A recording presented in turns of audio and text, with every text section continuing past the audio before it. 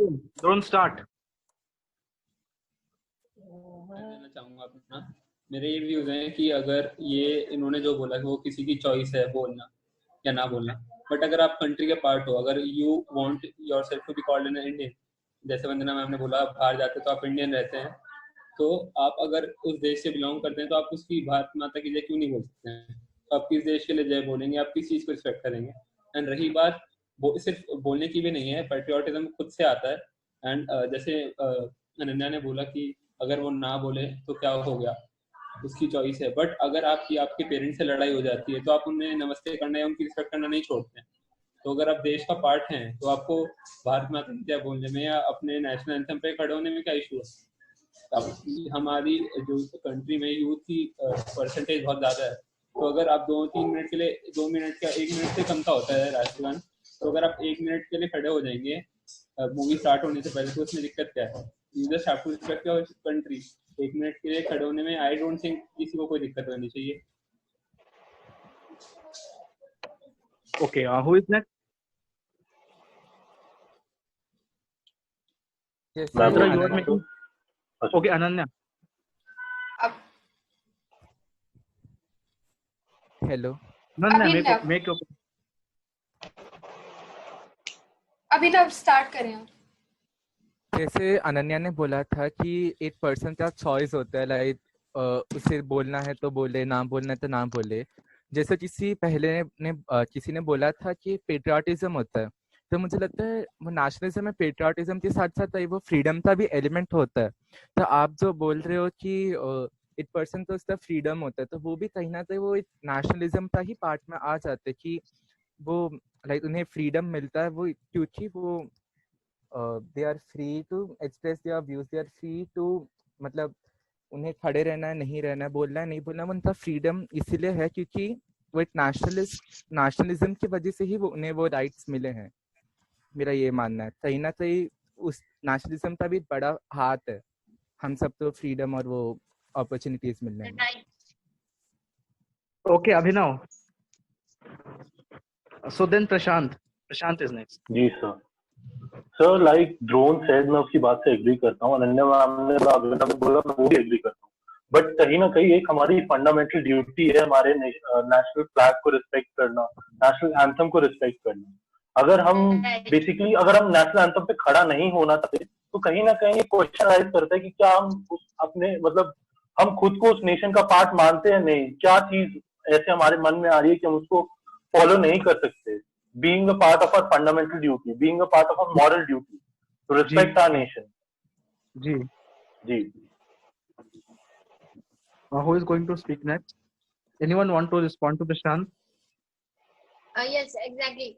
I'd like to add one point, which is like हमारा जो Indian constitution है उसमें भी अगर हम आर्टिकल्स के अंदर जाएं और उसमें जो हमें रेगुलेशन दिए गए हैं, हमारा जो भी हम कर रहे हैं इस कंट्री में रह रहे हैं या हमारा जो डे टू डे लाइफ है, हम इंडियन कॉन्स्टिट्यूशन के अकॉर्डिंग जी रहे हैं, राइट? जो कि लॉ एंड ऑर्डर हमें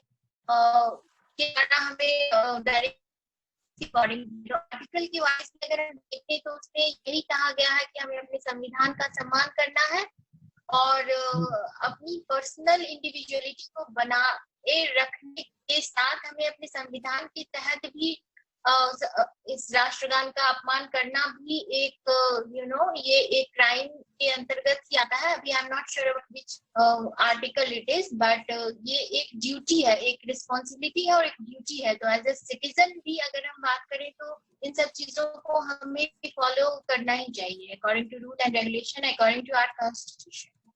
Okay.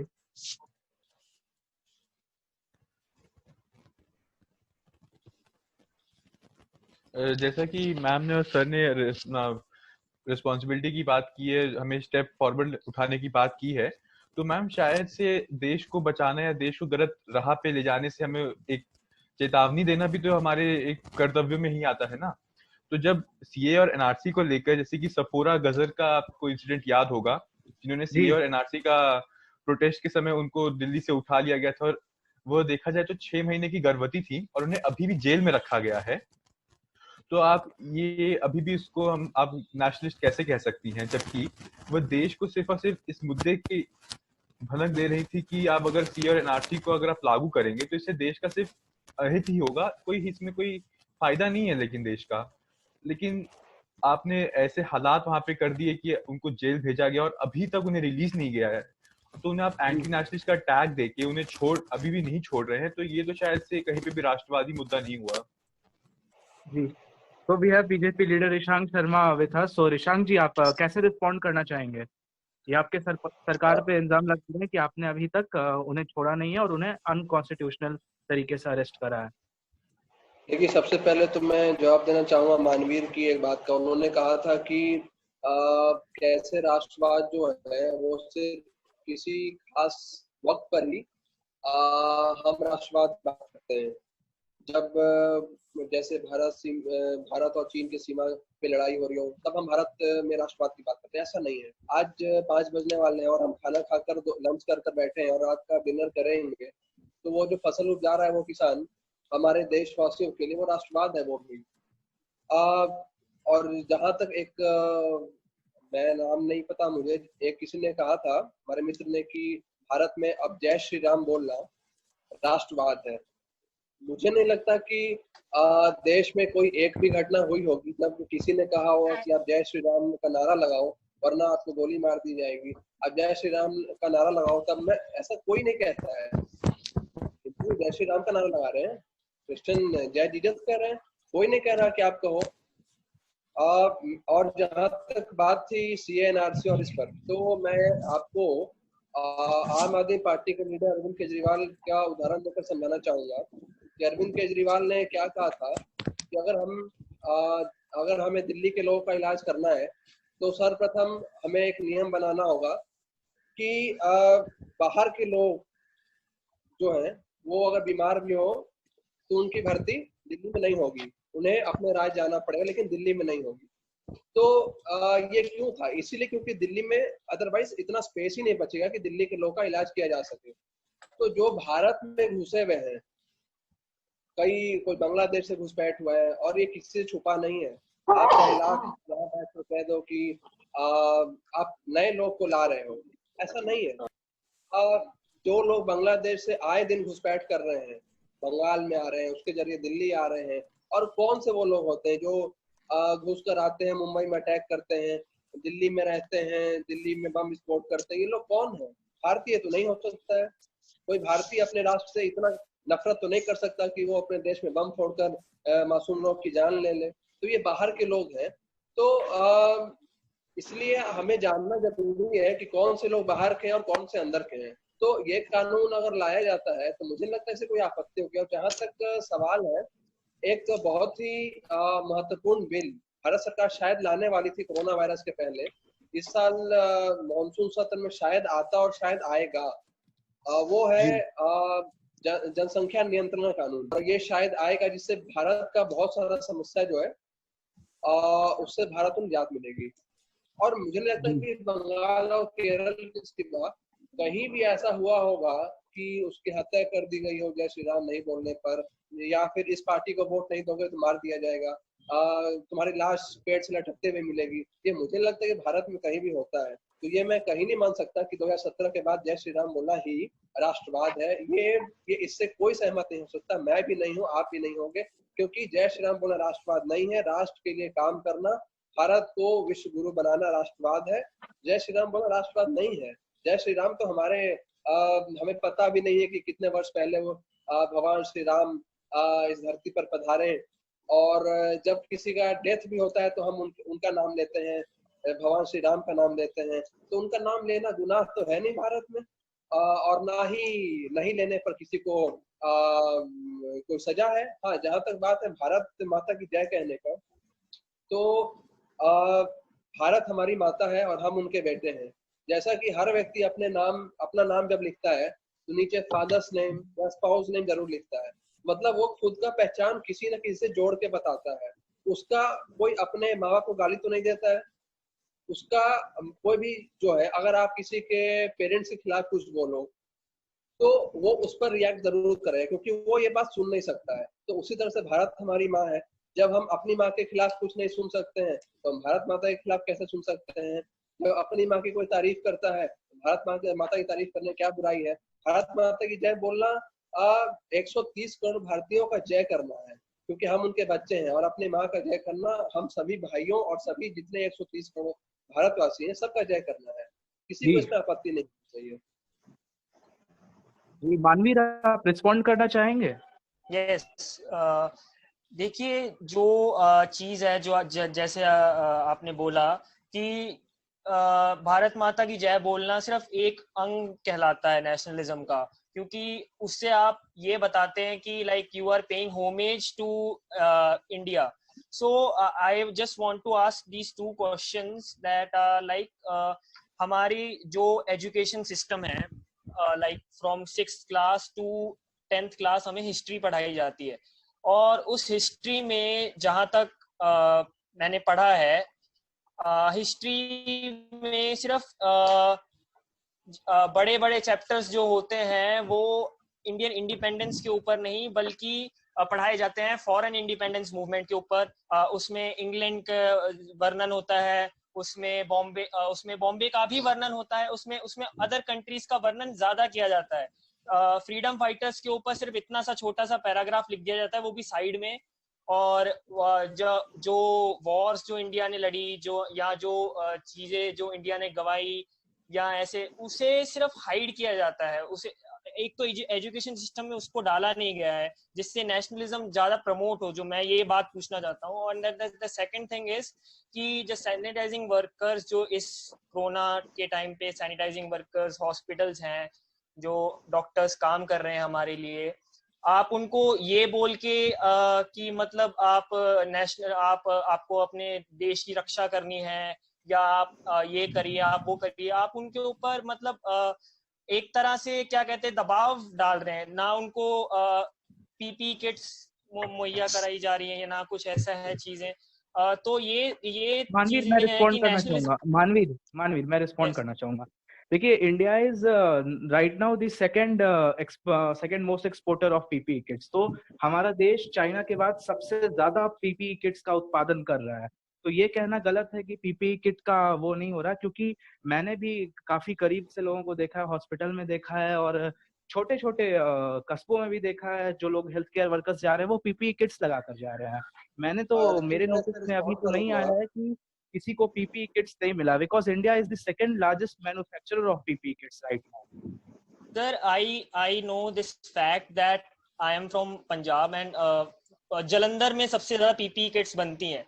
जो कंपनीज पीपीई किट्स बना रही हैं उनसे गवर्नमेंट स्टॉक ही नहीं उठा रही है. वो जो ये चीजें हैं कि मतलब these facts can not be ignored. Like अगर आपके पास आपने लोन लेके पीपी किट्स बनवाई हैं तो आप आगे दे ही नहीं पा रहे, तो that's not the thing. That's like वो अगर आपके मोहल्ले में ऐसा हो जाए या तो I don't think so it is a generalising for whole nation ना.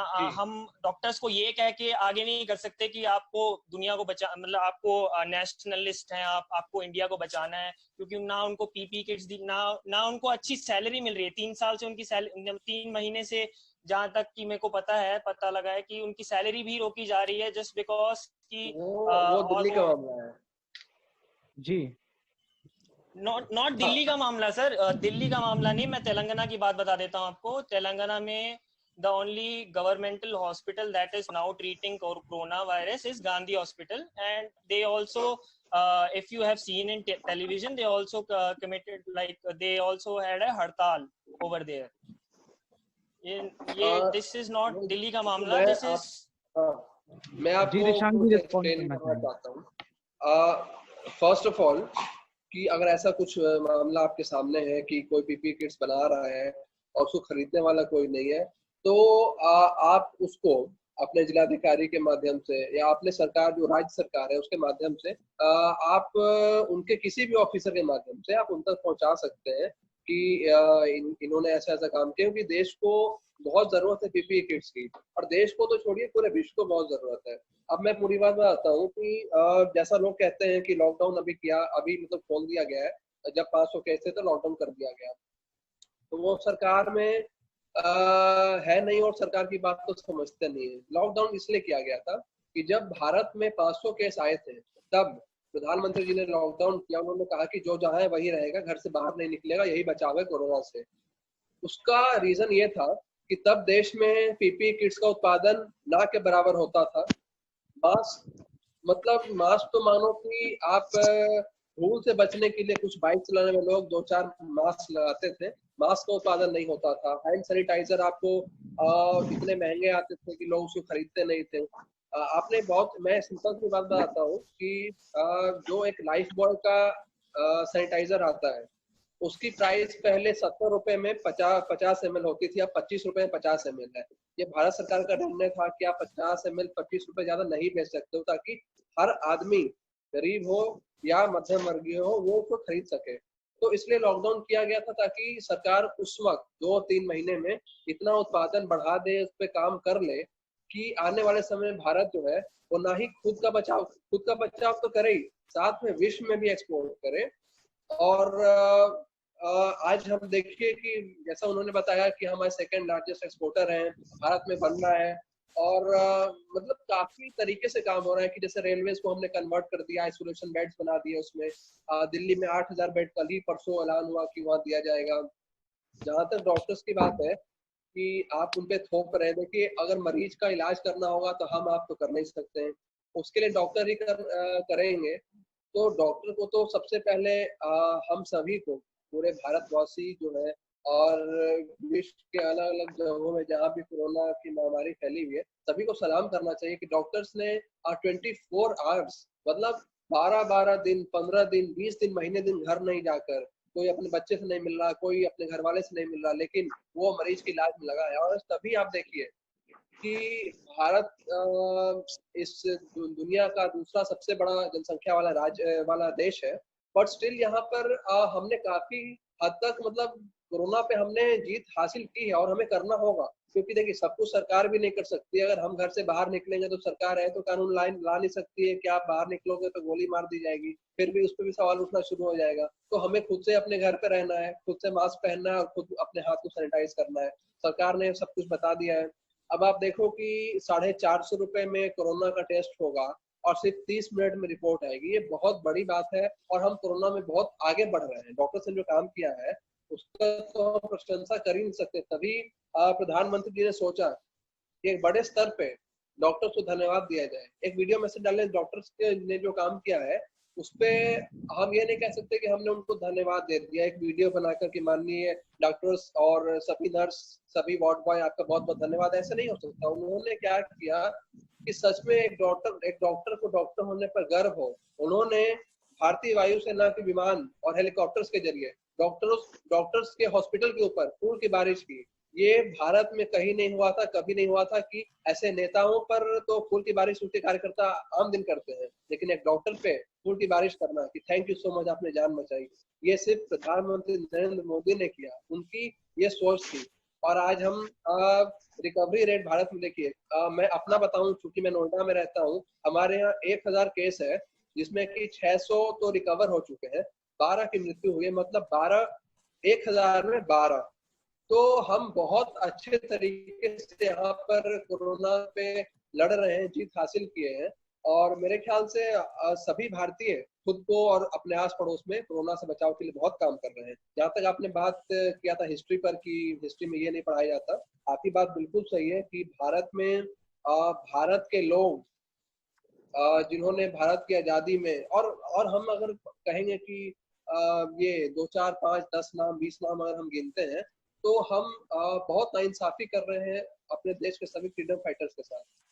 मतलब हजारों और लाखों लोग ऐसे थे जिन्होंने भारत की आजादी में अपने जान गंवाए और वो अपना घर छोड़कर कहीं कोई मतलब खाना नहीं मिल रहा, लेकिन वो भारत के लिए लड़ रहा है कि मैं आजाद कराऊंगा अपने देश को। वो जो राष्ट्रवाद था और आज भी राष्ट्रवाद है कि डॉक्टर्स, देखिए आपने जो काम कहा कि डॉक्टर्स जो है इतना काम कर रहे हैं, ये वो, तो उनका बहुत बड़ा राष्ट्रवाद है। और हम सभी आज हम अपने घर में हैं कि अगर मुझे कोरोना है तो आपको ना हो, ये हमारा राष्ट्रवाद ही है। ऋषि मैम, आपकी राय जानना चाहेंगे हम। ऋषांक जी ने जो बोला, क्या आप उससे सहमत हैं? हाँ जी, मैं सहमत तो हूँ, लेकिन एक्चुअली जो हम न्यूज में देखते हैं और जो ग्राउंड लेवल रियलिटी है उसमें थोड़ा सा तो फर्क है, क्योंकि मैं यहाँ पर भोपाल में रहती हूँ और न्यूज में भी देखती रहती हूँ। जो हम लोकल न्यूज पढ़ते हैं वो अलग होती है, और जो हम पूरे देश की एक न्यूज पढ़ते हैं वो कई बार अलग होती है। तो लोगों तक शायद मेरे ख्याल से एक तो प्रॉब्लम भी था, अभी कोरोना की वजह से ट्रांसपोर्टेशन का भी प्रॉब्लम था, तो उतनी सुविधाएं लोगों तक ठीक तरीके से पहुंच नहीं पाई। और ये सारी चीजें तो ठीक है कि पीपीई किट एंड ऑल, क्योंकि उससे परेशान भी बहुत हो रहे हैं लोग पीपीई किट की वजह से, क्योंकि इसका कोई ऐसा वाला सोल्यूशन नहीं है कि आप बहुत अच्छे से इस पर कंट्रोल कर पाए। तो कंट्रोल करने के लिए भी जो मेजर्स अपनाए जा रहे हैं उनसे भी लोग बहुत ज्यादा परेशान हो रहे हैं। खुद डॉक्टर्स अपनी जान जोखिम में डाल करके जो इलाज कर रहे हैं लोगों का। और मुझे लगता है कि लोगों को खुद ही इतना सिंसियर होना चाहिए था कि इतना ज्यादा बढ़ नहीं पाता, लेकिन ठीक है। और जो मजदूरों वाला प्रॉब्लम है कि उनको लाने ले जाने के लिए ट्रांसपोर्टेशन की उतनी अच्छे से व्यवस्था नहीं हो पाई। कहीं न कहीं सरकार उसमें फेल हुई है, ऐसा मेरा पर्सनल व्यक्तिगत रूप से मानना है कि सरकार मजदूर के मामले में तो फेल हुई है, क्योंकि हमने देखा कैसे गुजरात में मौत हो गई और देश के तमाम जगहों पे मौत हो गई। इवन उत्तर प्रदेश में बॉर्डर पे आने के बाद रोक लिया गया था। हाँ, तो उसके लिए एक अच्छे से प्लान की जरूरत थी। जो आपने बात कहा कि उत्तर प्रदेश में बॉर्डर पे आने पे रोक दिया गया था, देखिए जब लॉकडाउन था और ये फैसला लिया गया था कि जो जहाँ है वहीं रहेगा, ताकि जो स्टेट है वो अपना आंकड़ा बना सके कि हमारे यहाँ इतने पेशेंट है, इतने रिकवर्ड है, इतने डेथ है, और हम उस पर काम कर सके। अगर वो दूसरे स्टेट में जाएंगे तो ये सारा आंकड़ा और मतलब सारा काम वेस्ट हो जाएगा। जो हमने काफी मतलब स्टार्टिंग में जब मार्च में लॉकडाउन किया गया था तब तो कोई भी कहीं बाहर जाना तैयार नहीं था, हम सभी रहे थे घर पे। बट अगर हम अप्रैल या मई में निकलना शुरू कर देंगे तो वो पूरा मार्च और वो पूरा अप्रैल जब हमने लॉकडाउन का पालन किया वो सारा वेस्ट हो जाएगा। अगर हम मई में बाहर निकल जाते हैं या अब जून में हम अगर कोई गलती करते हैं तो ये 3 महीने का जो मेहनत है कि हम और आप ईश्वर की कृपा सुरक्षित है और अपनी मेहनत से सुरक्षित है। और भारत के मतलब 130 करोड़ जनता में से अगर 3 लाख जनता प्रभावित हुई, उसमें से 1 लाख समथिंग ठीक हो गए। मैं चाहता हूँ कि ठीक है ये आंकड़ा मतलब ऐसे तो कोई भी पॉजिटिव ना हो, आंकड़ा घटे। और मैं मानता हूँ कि शायद अगर हम ज्यादा केयर करेंगे, बाहर नहीं निकलेंगे और जितने भी बताए हुए स्टेप्स उसको फॉलो करेंगे तो भारत कोरोना से जीतेगा। इतनी बड़ी आबादी के बाद भी जीतेगा, और जब भारत जीतेगा तो सबसे बड़ी कामयाबी हो, क्योंकि ये भारत है, ये चीन नहीं है। ये आंकड़ा नहीं छुपाएगा। हाँ, हो सकता है कि 11 को आप 10 लिख दो, आप 20 को 18 लिख दो, लेकिन ये चीन नहीं है कि लाखों लोग मर जाएंगे तो वो कहेगा कि हमारे यहाँ 70,000 लोग ही पॉजिटिव पाए गए थे। तो ये भारत है, हम सबसे बड़ी जनसंख्या है सबसे, और हमारे पास नौजवानों की ताकत है। हम जीतेंगे और हमारी जो जीत होगी वो सबसे ज्यादा महत्वपूर्ण होगी, क्योंकि सबसे बड़ी आबादी हमारे पास है। और वंदना जी आप झारखंड में रहती हैं, आप वहाँ का सिचुएशन बताएं। झारखंड में पहले तो कंडीशन बहुत ही नॉर्मल था, यहाँ पे केसेस नहीं थी, लेकिन हिंदी पीढ़ी करके एक रांची में जगह है और कुछ लोग जो बाहर से मलेशियन ट्रैवलर्स जो ट्रैवल कर रहे थे उनके आने से कोरोना के केसेस मिलने लगे। और बोकारो में भी बहुत ज्यादा केसेस मिले थे, लेकिन वो लोग क्योर हो चुके हैं। तो भी नंबर ऑफ केसेस बढ़ रहे हैं, क्योंकि जो ट्रैवल करने के लिए ट्रेन वगैरह शुरू कर दी गई थी उसके जरिए इन्फेक्शन फैल रहा है। बट डेथ रेट काफी कम है, तो मुझे लगता है कि सिचुएशन ठीक ही है अभी। और जो इम्पोर्टेंट वर्क है वो जारी रहेंगे, उनको हम रोक नहीं सकते, तो लोगों को ट्रैवल करना पड़ेगा। ट्रैवल नहीं मतलब डे टू डे लाइफ के लिए जो उनके ड्यूटी है, जो जॉब है, इसको स्टॉप नहीं किया जा सकता। तो आप प्रिकॉशन लेके उसको कंटिन्यू कर सकते हैं। और अगर कोई चीज आप घर बैठ के ऑनलाइन या उसके जरिए कर सकते हैं तो that is also very good. अच्छा ड्रोन जी, मैं आपसे एक सवाल पूछना चाहूंगा। मेरा सवाल ये है कि हमारी सरकार ने फाइटर प्लेन एंड ये हेलीकॉप्टर का इस्तेमाल किया डॉक्टर्स पे फूल बरसाए, ठीक है। अब जितने पैसे उसके ईंधन में लगे, उसके ऑपरेशंस में लगे, आपको नहीं लगता है वो पैसे अगर थोड़ा और ज्यादा टेस्टिंग करने में लगाए जा सकते थे तो ज्यादा अच्छा रिजल्ट होता कहीं ना कहीं? देखिए, जहाँ तक आप ये बात कह रहे हैं कि मतलब ये पैसे का वेस्ट हुआ, नहीं, मनोबल बहुत बड़ी चीज होती है। आज भारत में कोरोना से बचाव हम घर में रहकर तो कर ही रहे हैं, लेकिन जो पीड़ित हो गए हैं उसका इलाज कौन कर रहा है? सिर्फ और सिर्फ डॉक्टर्स। हम, और वो लगभग 12 घंटे, 16 घंटे और 18 घंटे तक काम कर रहे हैं पीपीई किट पहनकर, जो सिर्फ एक प्लास्टिक है।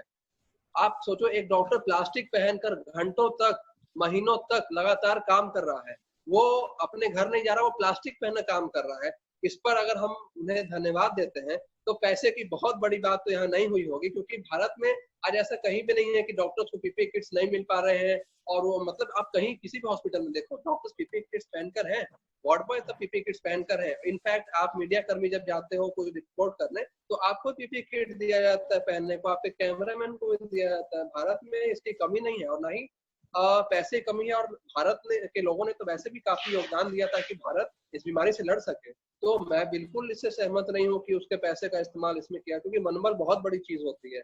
मनोबल से ही इंसान काम करता है, और सैलरी से इंसान काम नहीं करता है, मनोबल से काम करता है। इसलिए बहुत जरूरी था वो काम करना, और उनका प्रोत्साहन हम सभी अपने तौर पे करते रहे जैसा भी संभव हो, क्योंकि हम सबको जीतना है, हम सब भारतीय हैं, भारत को कोरोना को हराना है हम सभी को मिलकर। जी ड्रोन, आप भी इस डिफेंस लाइन में काफी इंटरेस्ट रखते हैं, तो आपका क्या कहना है इस पर? उससे सहमत रखता हूँ, क्योंकि मैं खूब पढ़ता हूँ, तो मैंने पढ़ा है कि एक सही लीडर का यही काम है, अपनी टीम को साथ लेके चलना, उन्हें मोटिवेट करना सही टाइम। जैसा कि हम देख रहे हैं कि कोई भी काफी मृत्यु भी हुई है कुछ डॉक्टर्स की बाय फाइटिंग कोरोना, तो मनोबल बढ़ाना बहुत जरूरी था। अब हम इन चीजों में पूरे देश को स्ट्रेंथ देना, एक साथ उन्हें इकट्ठा करना। हम ये नहीं सोच सकते कि कितना पैसा लग रहा है, कितना ईंधन लग रहा है, कितनी प्रैक्टिस लग रही है, कितने फाइटर प्लेन चल रहे हैं या ट्रांसपोर्टर एयरक्राफ्ट चल रहे हैं। तो इसमें इस टाइम पे देश को इकट्ठा करना और मनोबल बढ़ाना डॉक्टर्स का बहुत जरूरी था। तो ये बहुत एक अच्छा स्टेप लिया गया है। मेरे पिताजी और मेरे भाई अभी भी एयरफोर्स में हैं, तो ये मैं कह सकता हूँ कि बहुत अच्छा स्टेप लिया गया है डिफेंस सर्विसेज द्वारा एंड बीजेपी की गवर्नमेंट द्वारा कि मनोबल बढ़ाने के लिए, जिससे बहुत फायदा हुआ है। जैसा कि आपने देखा है कि अभी 2-3 दिन लगातार हमें मोदी जी ने टास्क दिए थे, कभी दिया जलाना, कभी कुछ थाली बजाना या फिर क्लैप करना डॉक्टर्स के लिए। तो ये देश की यूनिटी को बढ़ाता है, और जो मनोबल है डॉक्टर्स का, नर्सेस का, सैनिटाइजेशन वर्कर्स का, पुलिस वर्कर्स का, जो बहुत काम कर रहे हैं इस टाइम पे, उनका मनोबल बढ़ाना बहुत जरूरी था।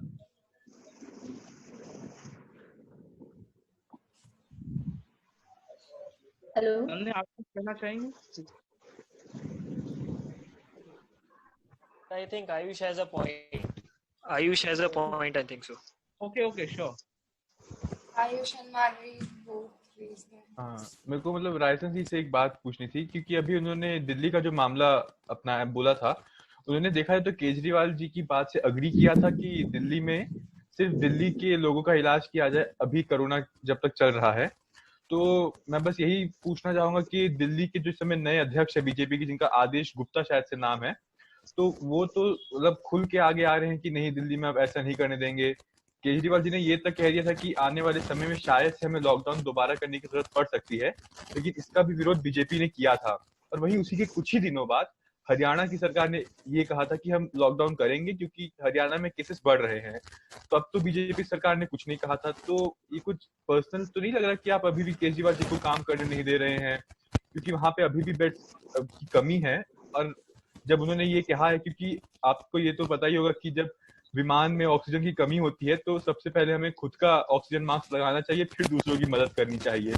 केजरीवाल जी का भी यही सोच है कि पहले वो अपने दिल्ली वासियों की मदद करेंगे, फिर बाकियों की मदद करेंगे। तो इस पे आप क्या कहना चाहेंगे? मैं रिस्पॉन्ड करना चाहूंगा, बीइंग अ लॉ एस्पिरेंट, मैं इस पे रिस्पॉन्ड करना चाहूंगा। मैं ये कहना चाहूंगा, हमारा कॉन्स्टिट्यूशन ऑफ इंडिया के अगेंस्ट, ये आइडिया ही हमारे कॉन्स्टिट्यूशन के अगेंस्ट है कि आप एक पर्टिकुलर स्टेट के लोगों का एक पर्टिकुलर स्टेट में इलाज कर रहे हैं।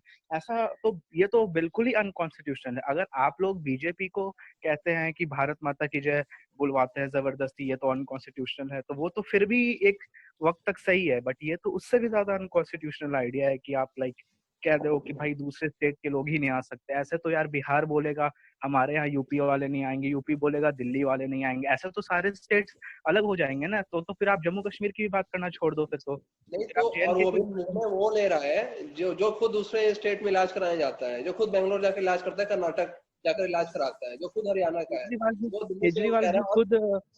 और इन्होंने जो बात कही कि आप क्या केजरीवाल के बात से सहमत हो, कि दिल्ली में सिर्फ दिल्ली वालों का इलाज होना चाहिए। मैं कहता हूँ हाँ मैं सहमत हूँ। मैं इसलिए सहमत हूँ क्योंकि दिल्ली में सिर्फ दिल्ली वालों का ही इलाज हो रहा है और कई जगह तो दिल्ली वालों का इलाज भी नहीं हो रहा है।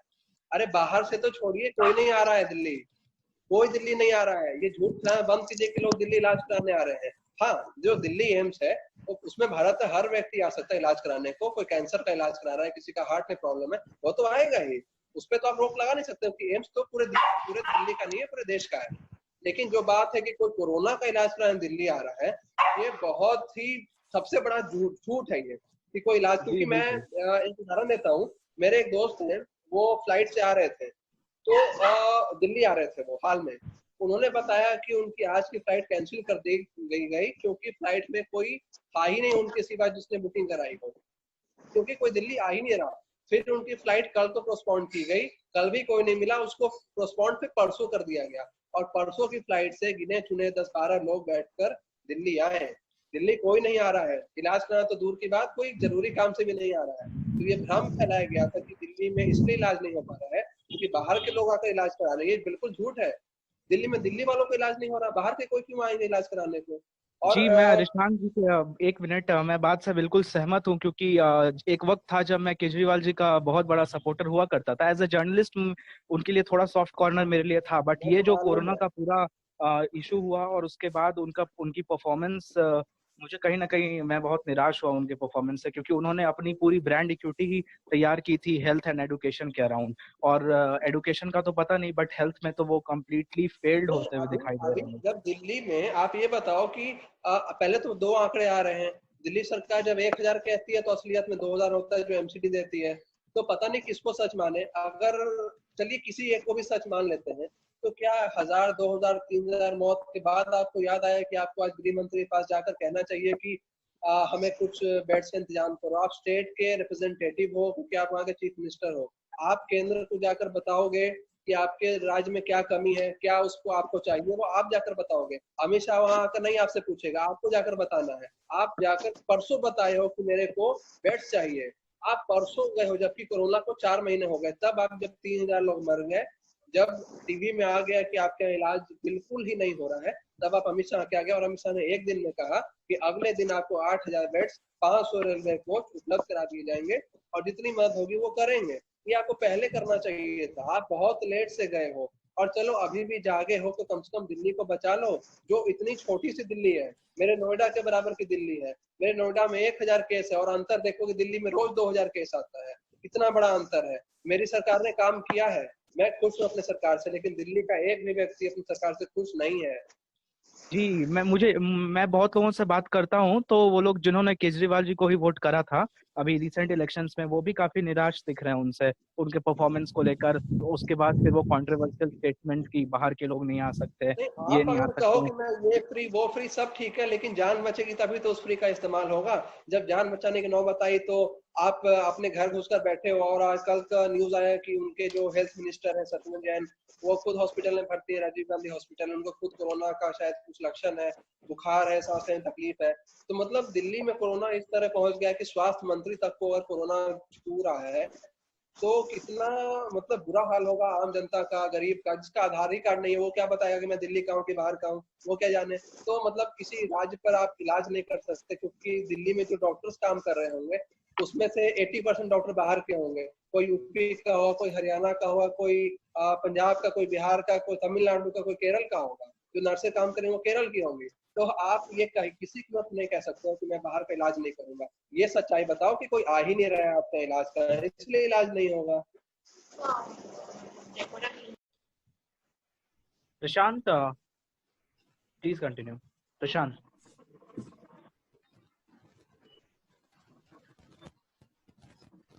Prashant is not here. Should I? Yeah, you are I'm audible. here. Yes.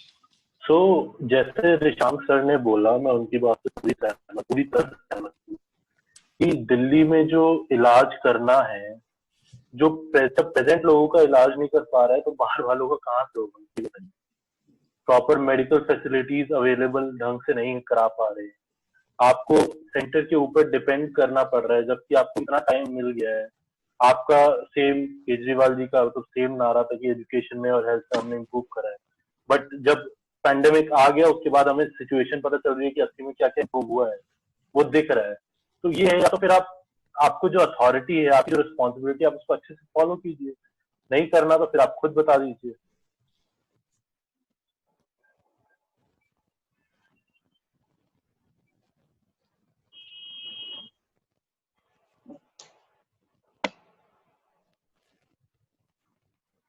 हाँ अभिनव बोलिए। मुझे ये बस ऐड करना था, जैसे अभी रिसेंट टाइम्स में देखा गया है कि गवर्नमेंट डॉक्टर्स के साथ बहुत सारे प्राइवेट डॉक्टर्स भी आए हैं। तो फिर जो बीच में किसी ने बोला था कि जो फ्यूल का वेस्टेज है, मनी का वेस्टेज है, और वो मनोबल की जो बात निकली थी, मुझे लगता है एटलीस्ट उससे एक अवेयरनेस आया कि डॉक्टर कितना रेस्पेक्टेबल प्रोफेशन है, और इस टाइम पे जो डॉक्टर्स की कमी है वो खत्म करने के लिए या फिर उसे थोड़ा कंट्रोल में लाने के लिए जो वो स्टेप था वो एक बहुत यूजफुल स्टेप था। क्योंकि अभी भी देखा जाए तो हाँ, not 100% but to a large extent बहुत सारे डॉक्टर्स अलग अलग एरिया से अभी आ रहे हैं कि हाँ हम भी हेल्प करना चाहते हैं या हम अपना वॉलंटियर कुछ करना चाहते हैं, इसलिए बस इतना ऐड करना था। Okay, Nishi ma'am. हाँ जी, मैं ये कहना चाहती हूँ कि जैसे हम कहते हैं कि एक देश के लोगों में अपने लिए देश के लिए प्रेम की भावना होनी चाहिए, पूर्ण समर्पण की भावना भी होनी चाहिए। और तो मैं मानती हूँ किसी तरह से देश में जो भी देश को रन कर रहा है, जो सरकार है, मतलब मैं कहती हूँ एक देश का भी फर्ज है कि वो अपनी प्रजा का भी उतना ही ध्यान रखे, जनता का उतना ध्यान रखे। ठीक है, जो लोग इसके अंदर रह रहे हैं उनकी सेफ्टी, सिक्योरिटी सब कुछ देश पर ही डिपेंड करती है। तो अभी जैसे हम इसको अभी के हालात में ले सकते हैं कोरोना के लिए, और मैं फिर से मजदूरों की बात करूंगी कि जैसे जब चुनाव होता है तो बसेस बहुत सारी हो जाती हैं, उन्हें गांव से, दूर दराज के गांव से, आप बहुत इंटीरियर से उनको लेकर आ जाते हैं वोटिंग के लिए। तब हर जगह आपके पास उतना फ्यूल भी होता है, उतनी बसेस भी होती हैं, और बहुत जोश भी होता है कि हाँ आपको अपनी पार्टी के लिए इतना उसकी सेवा करनी है। बहुत समर्पण देखने में आता है कि आप उन्हें लेकर आते हैं, ढूंढ ढूंढ कर, भर भर कर, अच्छे से बहुत ध्यान रख कर लाते हैं। लेकिन अभी क्यों नहीं हो पाया? अभी भी बसेस आपके पास उतनी ही है, और फंड तो आपने देखा ही है, पता नहीं कितने हजार करोड़ का फंड आया है पीएम केयर्स फंड में। तो मुझे लगता है कि जो कुछ भी हुआ है मजदूरों के साथ वो नहीं होना चाहिए था। आपके पास इतनी फैसिलिटीज थी कि आप उनको बसेस से एक जगह से दूसरी जगह ला करके ले जा सकते हैं। बस एक थोड़ी सी अच्छी प्लानिंग की जरूरत थी। अगर राज्य सरकारों के साथ बात करके कुछ अच्छे से प्लान किया जाता तो हो सकता। ड्रोन ने हैंड रेस किया एंड ड्रोन के बाद अभिनव ने हैंड रेस किया। So Dron then Abhinav. की बात से बिल्कुल सहमत करता हूँ कि थोड़ा lack of interaction between the state government and the central government was there. Definitely थोड़ा चीज़ों को बेटर हैंडल किया जा सकता था। बट मैं एक और पॉइंट आउट करना चाहूँगा कि जो माइग्रेंट वर्कर्स हैं उसके लिए जो ट्रेनें चल रही थी, स्पेशल ट्रेन चल रही थी, हमें ये भी इंसिडेंट सामने आया कि वर्कर्स पहले ही चेन खींच के उतर रहे थे एंड भागने की कोशिश कर रहे थे। उन्हें वो गवर्नमेंट कुछ नहीं कर सकती उसके लिए, बट उन्हें खुद से भी समझना पड़ेगा कि ये उनकी भी रिस्पॉन्सिबिलिटी है कि गवर्नमेंट अगर आपको चाह रही है आपको घर तक पहुंचाना, तो वो आपकी रिस्पॉन्सिबिलिटी है कि आप क्वारंटाइन हो, प्रॉपर टाइम पे जो इंस्ट्रक्शन दी गई हैं 14 दिन आपको क्वारंटाइन रखना पड़ेगा, तो वो करने दीजिए।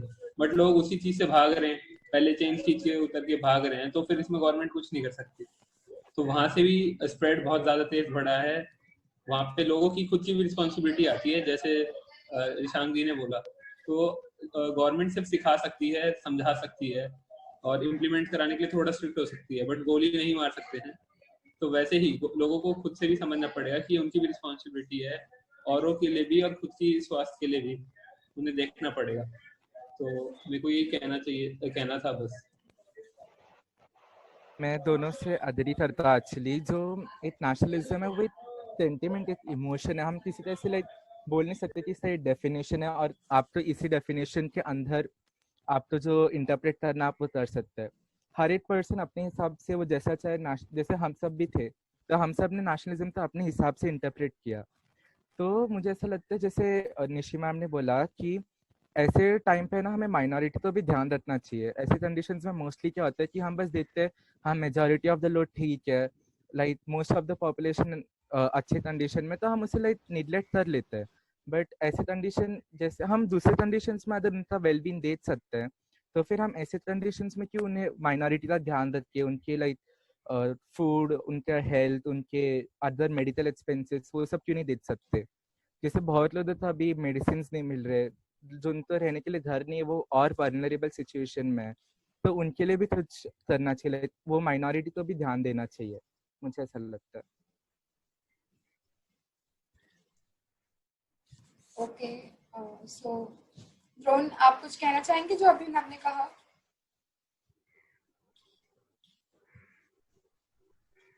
तो आपसे सहमत करता हूँ।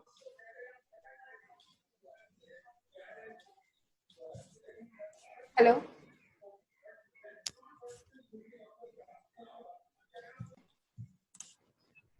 जी जी, अभिनव, जैसे आप बोल रहे हैं, मैं आपकी बात से बिल्कुल सहमत हूँ कि माइनॉरिटीज का भी ध्यान रखना चाहिए, और सर ध्यान रखा जा रहा है। Various shelter homes have been made provided, जहाँ जो भी माइग्रेंट्स वर्कर आ रहे हैं उनको बॉर्डर पे अगर किसी वजह से हमने रोका है, तो यही है कि दूसरों की सेफ्टी के लिए रोका है। मान लीजिए अगर यहाँ पे और माइग्रेंट्स वर्कर पूरे इंडिया में खड़े हुए हैं, कहीं से भी वो आ रहे हैं, मान लीजिए कोई एक स्टेट है जहाँ पे कोरोना का एक भी केस नहीं आया है, अब कोई कोई माइग्रेंट वर्कर वहीं का रहने वाला है, कोई दूसरे स्टेट में क्या है, अगर वो वहां पे आएगा, उसका प्रॉपर चेक एंड बैलेंस नहीं हुआ, वो चला गया, उसको रोका नहीं हमने, वो अंदर घुस गया, तो स्प्रेड बढ़ेगा नहीं, सीधा सीधा डायरेक्ट स्प्रेड बढ़ सकता है इससे। दैट्स व्हाई हाँ, ये हम बोल सकते हैं कि थोड़ा ये है कि जैसे हमारी पॉपुलेशन काफी ज्यादा है, माइग्रेंट वर्कर लेडीज है, नॉर्मल पॉपुलेशन हमारी काफी ज्यादा है, तो जितने भी माइग्रेंट वर्कर बहुत ज्यादा है, तो उनको एक बॉर्डर पे रोकना और इतनी मतलब इतने ज्यादा लोगों के लिए फैसिलिटी प्रोवाइड करना थोड़ा डिफिकल्ट हो जाता है। बट ये है कि with time it will improve, धीरे धीरे हम कर रहे हैं और धीरे धीरे हम करते रहेंगे। मैं ये कहना चाहूंगा कि अगर हम किसी आपदा के समय या किसी भी समय अगर हम किसी के लिए बेहतर कुछ नहीं कर सकते, तो कम से कम बुरा नहीं करना चाहिए। मैंने जो दिल्ली में देखा कि जैसे ही लॉकडाउन लागू हुआ, उसके 4 दिन बाद अरविंद केजरीवाल जी ने डीटीसी में जो बस उनकी है उसमें मजदूरों को भर भर कर दिल्ली और नोएडा के बॉर्डर पर छोड़ दिया। मैं पूछना चाहता हूँ कि अगर लॉकडाउन था तो बस क्यों चल रही थी? बस चल रही थी मतलब कि आपने परमिशन दिया था बस चलाने का, तो आपने मजदूरों को दिल्ली से क्यों भगाया? आप जब कहते हो कि आपके यहाँ आप 4 लाख लोग को डेली खाना खिला रहे हो, आप जो है आपके यहाँ इलाज फ्री है, आपके यहाँ बस फ्री है, एवरीथिंग फ्री है, बिजली फ्री है, पानी फ्री है, जब सब कुछ फ्री है तो आपने क्यों भगाया मजदूरों को? एक सवाल। दूसरा कि मतलब उनको मरने के लिए आपने दिल्ली नोएडा बॉर्डर पे क्यों छोड़ा? आपको किसने कहा था कि आप नोएडा बॉर्डर छोड़ो तो हम उनके घर पहुंचा दें? क्या किसी ने कहा था? जो आपने मजदूरों को झूठ बोलकर उनने भ्रम फैलाया कि यूपी की सरकार आपके लिए बस का इंतजाम की हुई है, आप बॉर्डर पे चले जाओ तो जो है आप अपने घर चले जाओगे। यूपी सरकार ने तो फिर भी बहुत काम किया, उन्होंने हजारों बसेस लगाए, सभी को अपने घर तक पहुंचाया। बट आप क्या इसका जवाब दो कि आपने बॉर्डर पे क्यों छोड़ा? मजदूरों को उसके घर से क्यों निकाला जो वहाँ जहाँ वो रह रहे थे, उनको बॉर्डर पे क्यों छोड़ा? और अगर छोड़ना था तो उनके घर तक छोड़ते। बॉर्डर पर मरने के लिए हजारों लोग को, जहाँ हर जगह से लोग आकर बैठे थे, किसी को संक्रमण होगा तो उसने 10 को फैलाया होगा, 10 ने 100 को फैलाया होगा। आपने क्यों ये काम किया? इसे कोई जवाब देगा? ठीक है, अगर कोई सरकार कहती है या कोई व्यक्ति कहता है कि हम मेरी सरकार ने बसेस नहीं दिए, ठीक है नहीं दिए, लेकिन इसने क्यों, ये केजरीवाल ने क्यों ऐसा किया कि किसी को मरने के लिए बॉर्डर पे छोड़ दिया? इसका जवाब तो उसको देना पड़ेगा। और आज जब दिल्ली के लोग मर रहे हैं तो आज वो अमित शाह के पास जा रहा है, कल और मरेंगे तो नरेंद्र मोदी के पास जाएगा। पता नहीं उनकी क्या सोच है, मेरे को लगता तो है नहीं कि दिल्ली को बेहतर बनाने की सोच उनकी है। और जो जैसा उन्होंने कहा था कि वो दिल्ली को पेरिस और लंदन बनाएंगे, तो हाँ वो बिल्कुल वही की तरह बीमारी यहाँ फैल रही है। और वो अपने सपने में जो है सपने थे कि दिल्ली को लंदन बनाना है, तो वो सपने उनके जो है साकार हो रहे हैं। आज दिल्ली में ऐसी बीमारी है। सर मैं बस आपसे यही पूछना चाहूंगा, जैसे कि आपने अभी अभी कहा कि अगर आप सिचुएशन को बेहतर नहीं कर सकते तो कम से कम उससे बुरा भी नहीं कीजिए। तो फिर जब प्रियंका गांधी ने राजस्थान से बसों का इंतजाम किया था ताकि वो वहाँ के बच्चों को, मजदूरों को यूपी ला सके, तो योगी जी ने यूपी बॉर्डर पे उन सबको क्यों रोक दिया गया? उस समय जब मजदूरों की ज्यादा जरूरत हमें चिंता करनी चाहिए, तब आप बसों के रजिस्ट्रेशन का नंबर चेक कर रहे हैं। उस पर अगर ऑटो या फिर बाइक का रजिस्ट्रेशन क्यों ना हो, अभी तो प्राथमिकता हमें मजदूरों को देनी चाहिए। और वहीं 2 ही 3 दिन के बाद जो स्टिंग ऑपरेशन हुआ था उसमें ये तक पता चला था कि यूपी की खुद की जो बसें हैं उनका खुद का रजिस्ट्रेशन सही नहीं है। तो ऐसे में अगर आप अभी भी पॉलिटिक्स करेंगे तो मुझे नहीं लगता कि सिचुएशन अच्छी ही होगी। नहीं, यहाँ पर जो है वो पॉलिटिक्स की शुरुआत तो प्रियंका वाड्रा की तरफ से हुई थी कि उन्होंने अपने राजस्थान, अपने मध्य प्रदेश और छत्तीसगढ़ में जो मजदूर फंसे हुए हैं उनको बचाने की जगह यूपी के मजदूर में वो फंस रही हैं, क्योंकि वो यूपी की प्रभारी हैं। तो वो सारे सरकारी जो बसें हैं और सरकारी पैसे का दुरुपयोग करके वो जो है यूपी में जा रही है। पहले राजस्थान में जो फंसे हुए थे उनको अब उनके घर तक पहुंचाती, जो छत्तीसगढ़ में फंसे थे उनको पहुंचाती, जहाँ से राहुल गांधी सांसद है, क्या एक भी बार गए थे केरल, उसका जवाब दे वहां से पहुंचाती।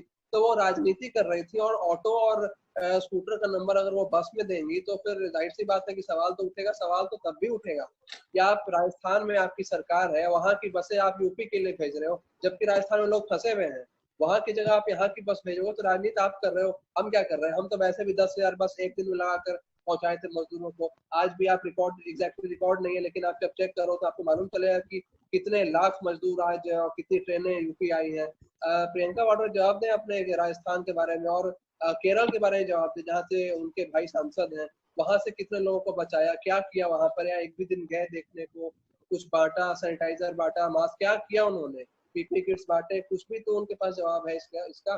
और ये कहना कि यूपी सरकार बस नहीं ले रही है, तो भाई ठीक है, नहीं ले रही है, तुम अपने राजस्थान के मजदूरों को पहुंचा दो उनके घर तक। तो आपसे ये काम होगा नहीं, आप राजनीति करने यूपी चले आए, क्योंकि आप सोचते हो कि अगले 2 साल बाद चुनाव में आप वहाँ का सीएम फेस बनोगे, वहां से चुनाव लड़ोगे। तो ऐसे नहीं होता है। रिशांग जी से बिल्कुल सहमत रहता हूँ जो उन्होंने बात बोली है। और मैं वो वापस फिर बात लाना चाहूंगा, जो कोऑर्डिनेशन था माइग्रेंट वर्कर्स का वो बिल्कुल नहीं था, जो भागना ट्रेन से उतर के और फिर जो क्वारंटीन से। और मैं अरविंद केजरीवाल जी पे एक और प्रश्न उठाना चाहूंगा।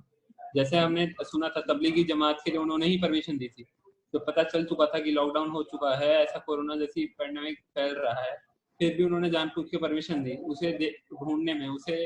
उसकी वजह से कितने लोग आगे संक्रमित हुए हैं, कितना गवर्नमेंट का पैसा लगा है, इंटेलिजेंस लगी है, उन्हें ढूंढने में मॉनिटरिंग लगी है, ट्रैकिंग लगी है। फिर जहाँ तबलीगी जमात के जो लोग थे उन्हें ढूंढा है अलग अलग स्टेट में जाके, कोई तमिलनाडु में है, कोई केरला में है, कोई यूपी में है, कोई बिहार में है।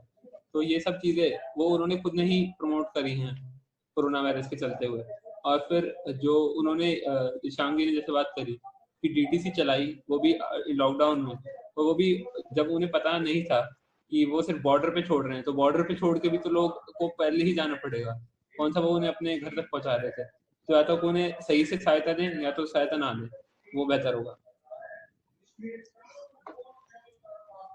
सर जैसे लाइक रिशांक जी ने बोला कि बॉर्डर पे उनको छोड़ा जा रहा है, अगर यूपी की गवर्नमेंट दिल्ली की गवर्नमेंट की बसेस को अंदर जाने की परमिशन तक नहीं देंगी या उनको बोलेंगी ना, या उनको मतलब लॉकडाउन के क्या रूल्स थे कि स्टेट्स ने खुद अपने लॉकडाउन कर लिए थे, अपनी स्टेट्स ने खुद ही लॉकडाउन कर लिए थे। पंजाब में एंट्री बंद हो गई थी, हरियाणा में हो गई थी and all this thing.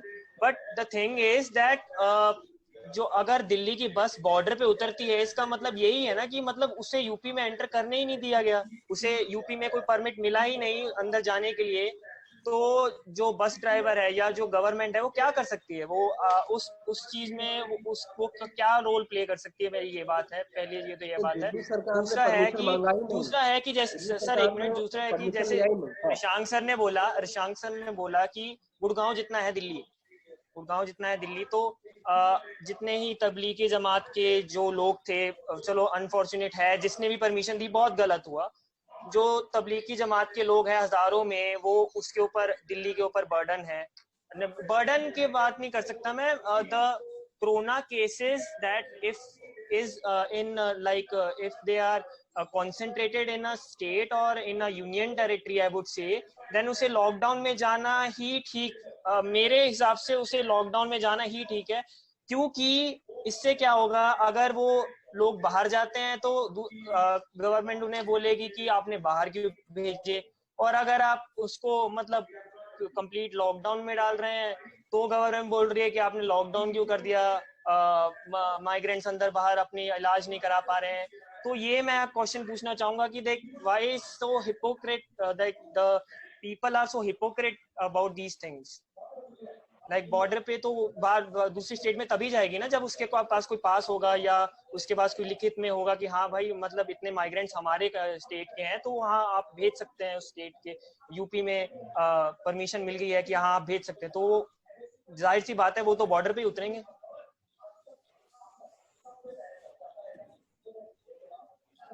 Manveer, I agree with your point, ठीक है आप सही बोल रहे हो, बट मैं एक चीज आपसे पूछ सकता हूँ, अगर स्टेट गवर्नमेंट, अगर दिल्ली गवर्नमेंट अगर यूपी भी आप लोग भेज रहे हैं लेबर्स को, तो एक तरह से यूपी वालों पहले यूपी गवर्नमेंट से परमिशन तो लेना पड़ेगा ना कि हम वहां से उनको लेके, अगर उनको फर्दर कोई इन्फॉर्मेशन ही नहीं है, अगर बस और एक चीज हो सकती है बस ने अगर वहां रोक के उनको छोड़ा तो वही है कि उनके पास परमिशन नहीं है। अगर वो परमिशन ले लेते तो उनको ऑफिस अलाउ किया जाता, कुछ ना कुछ स्टेप्स लिए जाते, उनको वहां पे क्वारंटाइन किया जाता, उनकी टेस्टिंग होती, तब भेज जाता। बट अगर कहीं ना कहीं बच्चों को छोड़ के आ रही है तो कहीं ना कहीं दिल्ली गवर्नमेंट की दिक्कत है। दिल्ली गवर्नमेंट ने प्रायर परमिशन नहीं ली, परमिशन लेते तो फिर ऐसी चीजें नहीं होती ना। और अगर नहीं भी ली परमिशन, ठीक है, तो उनको छोड़ के आ गए वहां पे, ये नहीं कि उनको वापस ले आए, वो वहीं पे छोड़ के आ गए। तो आप बताइए, अब इसमें किसकी गलती है? Sir the thing is that इसमें गलती तो हम बोल नहीं सकते कि किसकी है किसकी नहीं, इसमें तो मैं कटाक्ष नहीं करना चाहूंगा। पर द थिंग इज दैट कि दिल्ली को एक सेंटर बना दिया गया। लाइक दिल्ली में अगर रिसोर्सेज लिमिटेड हैं, अगर बेड्स लिमिटेड हैं, तो पॉलिटिकल पार्टीज को एक दूसरे के ऊपर ये कटाक्ष नहीं करने चाहिए कि हम इसने हमसे मदद नहीं मांगी तो हमने मदद नहीं दी। लाइक सेंट्रल गवर्नमेंट का कोई रोल होता है कि वो हाँ स्टेट गवर्नमेंट को इम्पोज करती है कि भाई अगर आपके पास सेट कम है तो हम आपको देंगे। तो the thing is that the thing I want to ask is that why did not central government intervene in this matter कि दिल्ली में इतने केसेस बढ़ रहे हैं तो हमें इनकी मदद करनी चाहिए। द थिंग यही मैं बात करना चाहता हूँ कि उनमें state government and central government में तालमेल बिठाना चाहिए था। जो इस टाइम पे मुश्किल था या नहीं हुआ, वो द पॉइंट मैं वही बोलना चाहूंगा कि मतलब उनमें तालमेल नहीं बिठाया गया जिससे कोरोना वायरस जैसे आपदा को रोका जा सकता था या कम किया जा सकता था। बिल्कुल, कहीं ना कहीं मिसकम्युनिकेशन हुआ है, बट मैं बस यही एक चीज बोलना चाहता हूँ कि एक जो सेंट्रल गवर्नमेंट है उसको प्रवेश देना होता है, वो हर चीज पे, और अगर स्टेट को कोई जरूरत है किसी चीज की वो है तो उसकी स्टेट गवर्नमेंट की वो खुद रिस्पॉन्सिबिलिटी बनती है कि वो सेंटर तक पहुंचे और आपको बताए कि आपकी क्या प्रॉब्लम है, आपके क्या इश्यू, रिक्वायरमेंट है। जब तक ये नहीं होगा तब तक स्टेट गवर्नमेंट क्या कर सकती है, ज्यादा पूछ सकती है आपसे, सेंट्रल गवर्नमेंट क्या कर सकती है, ज्यादा पूछ सकती है आपसे कि आपको क्या इश्यू है। उस टाइम पे अगर आप नहीं बता रहे हैं तो फिर कहीं ना कहीं तो गड़बड़ है ना।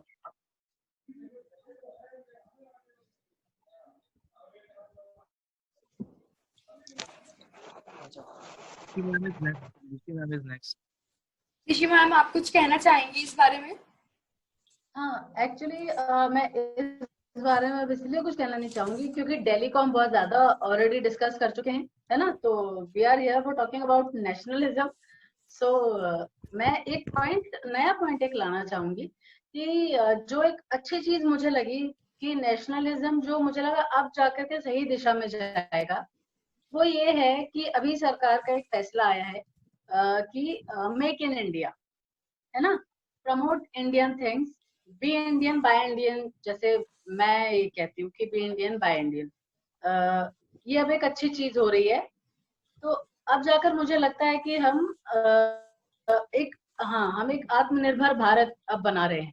तो हमको अब इस दिशा में प्रयास करने चाहिए। जो गलतियां हुई, जिस वजह से देश हमारा पिछड़ा, और जैसे कि सेंट्रल गवर्नमेंट और स्टेट गवर्नमेंट में जो एक कोऑर्डिनेशन नहीं है बहुत अच्छा, इन सब वजहों से जो चीजें पीछे हुई, अब वक्त आया है कि हम उनको सही कर सकते हैं। अब एक सही सोच है देश के पास कि हम हमारे ही देश को हमें आगे बढ़ाना। अभी हम बहुत ज्यादा डिपेंडेंट हो गए थे दूसरे देशों पर हर चीज के लिए।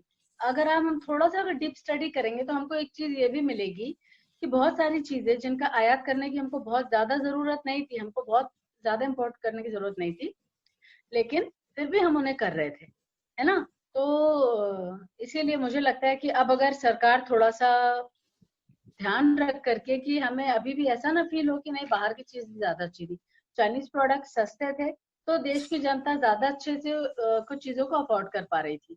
तो ऐसा नहीं हो, यहाँ पर भी हमारे पास सारे संसाधन हैं, उपलब्ध हैं। बात यह है कि आपको उनको और अच्छे से उपयोग करना है, मैं ये कहना चाहती हूँ।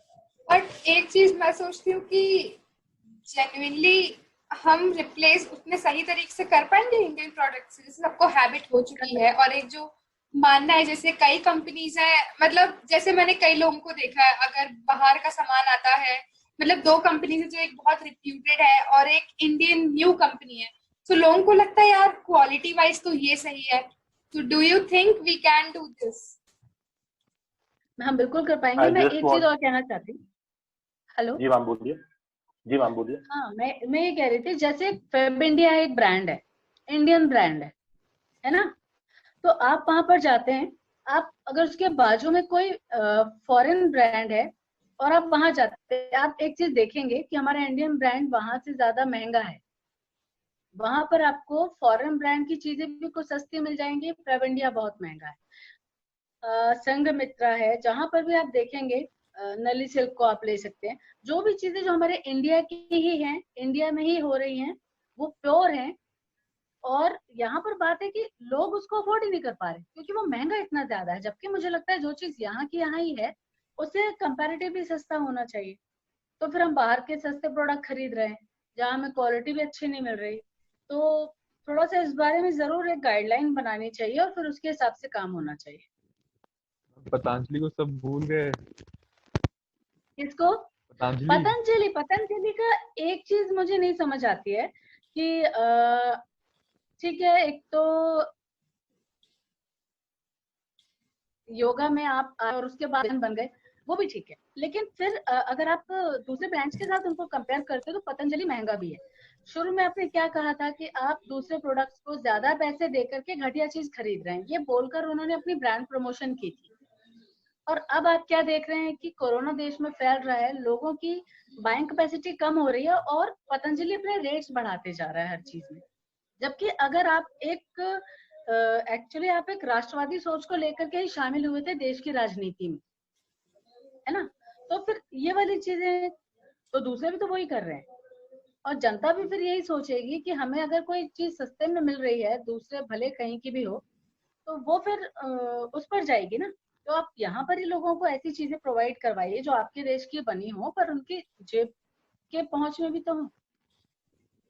लेकिन पतंजलि की ये भी तो आप बात को मानना पड़ेगा कि पतंजलि माना जाए तो थोड़ा महंगा है, लेकिन ये है कि उसका जितना प्रॉफिट होता है वो देश के विकास के लिए लगता है। और ऊपर से इस समय देखा जाए तो उनके रेट्स वो धीरे धीरे कम भी कर रहे हैं। बीच में महंगा हुआ था क्योंकि उस समय उनकी जो सेलिंग कैपेसिटी वो थोड़ी सी कम थी, लेकिन अब जब कोरोना के समय देखा जाए तो पतंजलि के प्रोडक्ट्स बहुत सस्ते भी हुए हैं क्योंकि मैं ज्यादातर बढ़ गए। मैम मानना पड़ेगा आपको, ये नहीं मैम सस्ते हुए हैं क्योंकि हमारे घर में Patanjali as compared to other brands, चाहे वो नेशनल हो या इंटरनेशनल, पतंजलि के प्रोडक्ट्स के रेट काफी इकोनॉमिक और अफोर्डेबल है।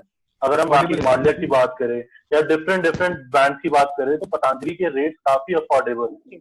हाँ, पर उन्होंने हमारे घर में ब्रांड के रेट से पहले से बढ़ा दिए मैम, क्योंकि पतंजलि मतलब मेरे घर में मोस्टली पतंजलि ही आता है, तो ये एक बात है। और दूसरी मैम उसके जितने भी प्रॉफिट का होता है मार्जिन, वो ज्यादातर देश के विकास के लिए लगता है। तो दूसरा चीज ये भी हो जाती है ना कि देश का पैसा देश में ही रह रहा है और देश के विकास में ही लग रहा है, तो ये भी एक चीज है। देखिए फिलहाल ऐसा लग रहा है कि जो देश का पैसा है जो पतंजलि के पास आ रहा है, वो पतंजलि का एक से दूसरा, दूसरे से तीसरा, तीसरे से चौथा, फिलहाल वो उसके प्रोडक्ट बढ़ाने में काम आ रहा है। ठीक है, देश के कामों में अगर अभी कहीं आता, कहीं भी हमने नहीं सुना कि उसने फंड दिया है या ये किया है। मतलब शायद हो सकता है मैं उस बारे में पढ़ नहीं पाई हूँ या कुछ सुन नहीं पाई हूँ कि बाबा रामदेव ने देश हित में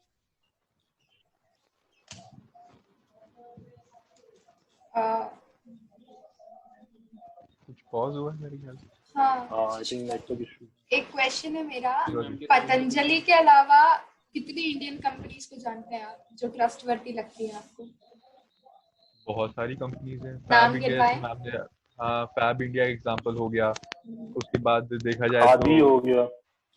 खादी हो गया, सही बात है, खादी ब्रांड बहुत बड़ी ब्रांड है। और इंडिया की जितने ब्रांड भी बहुत बहुत बहुत है। बड़े ब्रांड्स हैं, जी, क्या वो और सबके लिए खादी इस टाइम पे वोकल फॉर लोकल का सबसे बेस्ट एग्जांपल है। जितने भी ट्रेडिशनल, फैब इंडिया भी वोकल फॉर लोकल का सबसे बेस्ट एग्जांपल है, because they promote the our own culture and tradition. Traditional लोग जो भी प्रॉब्लम मतलब है ना, पहले काम बहुत करते ज्यादा हैं, जो महंगा। Traditionally. Exactly yes expensive. Ma'am, because हम बात वही है ना कि ट्रेडिशनल हाथ से बनी हुई चीजें, कला, मतलब एक वो क्या बोलते हैं उसको, व्हाट वी से दैट, एक आर्ट है वो। और वो एक आर्ट जब हम बना रहे हैं तो ऑब्वियसली अगर बाहर की कंपनी से ब्रांडेड, वो मैन्युफैक्चरिंग की बात आ जाती है, फिर कॉस्टिंग की बात आ जाती है, तो मैम एक मशीन से बनाई हुई चीज और हाथ से बनाई चीज में बहुत फर्क हो। बहुत अंतर होता है। मुझे सर पता लेकिन है। सबके जी लिए अफोर्डेबल थोड़ी है वो। जो पुअर पीपल है, जो मिडिल क्लास है, वो हर बार इन चीजों को सपोर्ट नहीं कर सकते। इंसान को जीना है, वो सिर्फ अपनी कंट्री को प्रमोट करने के चक्कर में सड़क पे तो नहीं आ जाएगा। बिल्कुल मैम, बिल्कुल बोल सकते हैं। तो हम क्या कर सकते हैं धीरे धीरे, वही तो मैं बोल रहा हूँ कि मैम अगर हम बाहर के ब्रांड प्रमोट करने से बढ़िया हम अपने लोकल ब्रांड को प्रमोट करें। अगर उनका प्रमोशन और डिमांड ज्यादा बढ़ेगी तो फिर रेट ऑब्वियसली अपने आप कॉस्टिंग कम कम होंगे। आएगी। मैं ये लेकिन इसके लिए पॉइंट हमें सप्लाई बढ़ाना होगा ना, और मैं उसके लिए मैं ये सप्लाई पॉइंट ऑब्वियसली बोलना मैम, डिमांड बढ़ेगी तो सप्लाई भी बढ़ेगी। देखिए आज के टाइम पे अगर आप मान ले तो लोकल ब्रांडेड प्रोडक्ट और लोकल प्रोडक्ट के बीच हम, आज ह्यूमन नेचर, हम ब्रांडेड प्रोडक्ट को ज्यादा वो देते हैं। लोकल को हम लोग पूछते भी नहीं, बहुत कम लोग होंगे जो यूज करते हैं। ब्रांडेड प्रोडक्ट्स को ज्यादा यूज होते हैं, तो इससे क्या होता है, उनकी डिमांड बहुत ज्यादा है, उनकी कॉस्टिंग बहुत कम है as compared to traditional product. यही और अगर चीज वो आ बहुत जाती है, तभी अच्छी तो चीज है। अभी आत्मनिर्भर जी। जहाँ, और मैं आपको नहीं मैं ये बोल बात रहे हैं कि चाइना की प्रोडक्ट बाय, तो मैं आपको बताता हूँ इंडिया का मैं ये 50% बात बोलना चाहूँ इम्पोर्ट। जी जी जी बोलिए। मैं ये बात बोलना चाहूंगा कि जो पतंजलि के प्रोडक्ट्स बनते हैं वो कौन अगर देखा जाए तो किसे एम्प्लॉयमेंट दे रहा है? वो इंडिया को एम्प्लॉयमेंट दे रहा है। वो इंडियंस को एम्प्लॉयमेंट दे रहा है। तो उससे क्या हो रहा है? उससे जीडीपी में इंडियन जीडीपी में ग्रोथ हो रहा है। आप ये बोल this is a valid point कि हाँ अगर चीजें महंगी भी हैं तो चीजें महंगी हैं तो हम उसे क्यों खरीदे? बट द थिंग इज, अगर ये चीजें महंगी हैं तो these things are going to the laborers families, these things are going to feed someone like stomach, like it will give them the food that they need, right? क्योंकि हम पतंजलि, अगर जहां तक मुझे पता है पतंजलि फॉरेनर्स को तो बुलाती नहीं है कि हम आप यहाँ आके काम करें, हम आपको पैसे देंगे। That's the thing that I wanted to share. मुझे ये कहना है कि हम इम्पोर्टेड गुड्स की बात नहीं कर रहे, हम बात कर रहे हैं दूसरे जो बाहर के ब्रांड्स हैं और इंडियन ब्रांड्स हैं। बाहर के ब्रांड्स में जिन्होंने इंडिया में फैक्ट्री लगा रखी है, वो फॉरेन से लेबरर्स को बुलवा के काम नहीं कराते, वो इंडियन लेबरर्स को ही काम देते हैं। एम्प्लॉयमेंट पतंजलि भी इंडियन लेबरर्स को देती है। जो कंपनी इंडिया में है वो इंडियन लेबरर्स को ही देगी अब काम। लेकिन मैम पैसा तो फॉरेन में जाता है, पैसा रुपीज तो फॉरेन में जा रहे हैं जी। ऐसे इंजीनियर्स जो फॉरेन मशीन्स मंगवाती हैं, ऐसी कंपनीज चाइना से फॉरेन मशीन्स आती हैं, सीएनसी प्लाज्मा हो गई, या आप ऐसे देख लें। तो the thing is we are contributing not to our GDP but to GDP of other country. The manufacturing machines जो बिग प्लांट्स में लगती हैं वो दूसरे कंट्रीज से आती हैं। जो ऐसे दूसरे, जैसे समझ लीजिए आप डेनिम वेयर में हो गया, तो these we also have the sustainable resources to make these machines, but the thing is हमारी मेंटालिटी में फॉरेनर गुड अगर महंगा है, अगर उसमें कुछ भी बात नहीं है और वो महंगा भी है, तो हम सोचते हैं वो बढ़िया होगा rather than buying an Indian good। जी सो जहां तक चाइनीज प्रोडक्ट की बात आती है, अगर हम बोल सकते हैं कि हम चाइनीज प्रोडक्ट को बाइकआउट कर सकते हैं, तो सर पहले मैं एक चीज बताना चाहता हूँ कि इंडिया का इम्पोर्ट 50% इम्पोर्ट है वो हम चाइना से करते हैं। चाहे आप मेडिसिनल सेक्टर ले ले, चाहे आप टेलीकम्युनिकेशन सेक्टर ले ले, जो हम हाइड्रोक्लोरोक्विन बना रहे हैं, जो हम भेज रहे हैं, उसका रॉ मटेरियल हम चाइना से ही ले रहे हैं। चाइना से तो जी जी, हर चीज का रॉ मटेरियल, मेडिसिन कुछ भी रॉ मटेरियल चाइना से आ रहा है। तो हम क्या कर सकते हैं, इसमें टाइम लगेगा, एक बार में बाइकआउट नहीं कर सकते, it will take time. It will take time, क्योंकि जब से ग्लोबलाइजेशन आया है हमने देखा है कि बाहर की कंट्रीज इंडिया में आई हैं, और जो एमएसएमई इंडिया की पहली एमएसएमई थी वो कहीं ना कहीं डिप्रेस हो गई है, बाहर की कंपनी का मोनोपोली बढ़ गया है, हमारी कंपनी कहीं ना कहीं शट डाउन हो गई है, आधी से ज्यादा शट डाउन हो गई है, आधी से ज्यादा बंद होने की कगार पे है। तो दिक्कत ये है सर कि जब तक हम सेल्फ सफिशिएंट नहीं होंगे, जब तक हम नहीं होंगे तब तक हम चाइना से कॉम्पिटिट नहीं कर सकते। तो चाइना से कॉम्पिटिट करना है, जैसे अभी गवर्नमेंट ने नया इनिशिएटिव निकाला है, green belt initiative, sorry green road initiative, जो यूपी में निकला हुआ है। तो उन्होंने क्या किया, अराउंड 300 किलोमीटर की रोड बनाएंगे वो, और side by side Ayurvedic plants के पेड़ लगाएंगे, ताकि जो भी मतलब उससे एक तो एनवायरमेंट को फायदा रहेगा, ऊपर से जो प्लांट मतलब जो फ्रूट्स आएंगे उनसे हम मेडिसिन बना पाएंगे। तो सर ये प्रोसेस बहुत धीरे धीरे आएगा, बहुत धीरे धीरे चेंजेस आ सकते हैं, एकदम से हम बाइकआउट नहीं कर सकते, बट यही है सर, जब तक हम इनिशिएटिव लेंगे नहीं तब तक कुछ चीज हो नहीं सकती। तो एक कहीं ना किसी को इनिशिएटिव तो लेना पड़ेगा। मुझे अंतरा से यही करना है कि एटलीस्ट हमें ट्रायल देना चाहिए, जैसे कि इंडियन प्रोडक्ट्स और इंडियन कंपनीज को एक बार चांस देना चाहिए कि कैसा वर्कआउट होता है। अभिनव, क्योंकि हमारे पास against Indian companies, I am not saying कि हम इन्हें चांस नहीं दे सकते। आई एम जस्ट, जो मुझे लग रहे हैं कुछ पॉइंट्स की हम खुद भी उतना ज्यादा कई बार प्रेफर नहीं करते हैं, कई चीजें काफी एक्सपेंसिव है जो पुअर पीपल के लिए अफोर्ड करनी टफ होती है। आई am not against Indian companies, मैं खुद चाहती हूँ कि यार हो आगे, काफी ज्यादा बेनिफिट हमें ही होगा, बट आई एम सेइंग जो एक ग्राउंड रियलिटी पे चीजें देखी जाए तो इंडियन कंपनीज एक्चुअली थोड़ा ज्यादा चार्ज करती हैं एंड लोग तो सस्ते की तरफ ही भागेंगे। That was what I was saying. I want to give a point कि देखिए, आपको चाइनीज का मैं बताता हूँ, चाइनीज गवर्नमेंट कैसे वर्क करती है, वहां का कल्चर कैसे वर्क करता है। वो क्या करते हैं, if they are providing financial aid to some other country for the development, what they do that they ask them to employ their own company. जो उनकी वहां पे लोकल कंपनीज होती है वो बोलती है कि आप उनको एम्प्लॉय कीजिए, वो आपका काम करेंगे। तो क्या हुआ, पैसे तो वो दे रहे हैं डेवलपमेंट के लिए, लेकिन कहीं ना कहीं वो पैसा वापस आके उन्हीं के पास आ रहा है। तो हम ये चीज, एक चीज जो उनसे हम सीख सकते हैं कि अगर कोई भी हम डेवलपमेंट का काम, कुछ भी हम किसी को फाइनेंशियल एड प्रोवाइड कर रहे हैं दूसरी कंट्रीज को, एजुकेशनल इंस्टीट्यूट डेवलप करना हो, चाहे कुछ भी करना हो, तो कहीं ना कहीं एक हम अपनी जो एमएसएमईज है, हमारी जो कंपनीज है, उनको हम फॉरवर्ड रख के उनको उनके डेवलपमेंट पे ध्यान दें। Yes sir. Antara, Okay, guys. I will Okay, continue.